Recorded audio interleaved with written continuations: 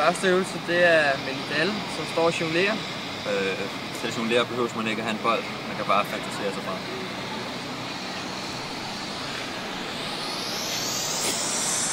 Så er der også igen Silvia. Vi kender os måske fra Papa Panje og siden her før. Nu er vi ude med en helt ny sang. Næste øvelse, det er mavebøjninger med bold. Vi gør det uden bold igen. Så hvis I følger med her. Så fly. Du gør det lige forkert der, men sådan.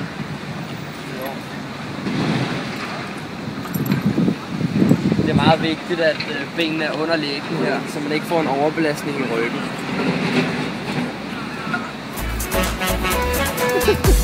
Næste øvelse, det er hovedstød med bold.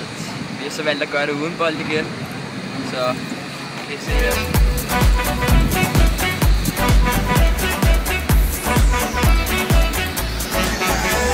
Vi laver nu det halvliggende wristspark.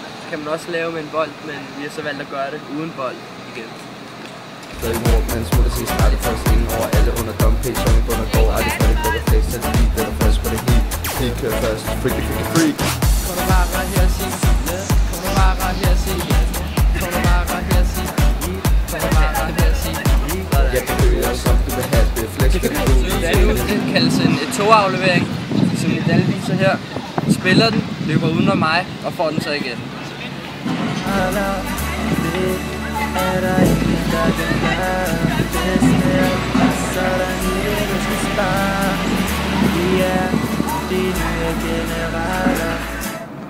Næste øvelse, det er igen.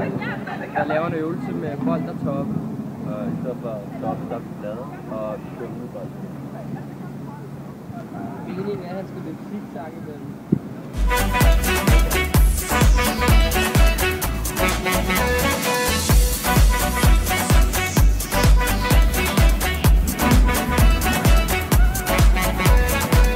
Jeg filmer. Øvelserne, vi har lavet her i dag, de er med til at øge konditionen. Og det giver stærkere ben. Det er primært benene, som det er trænet. Vi vil tale med Nidal nu om, hvordan han har haft det i dag. Nidal, hvordan har det været? Ja, det har været nogle meget lærerige og spændende øvelser, og man kan helt klart blive en bedre fodboldspiller af det. Hvad synes du var den bedste øvelse? Det var den til sidst med zigzag. Det kan give et bedre overblik, og det bliver også meget mere teknisk af det. Synes du, det er hårde øvelse, det her? Nej. Okay, tak skal du have.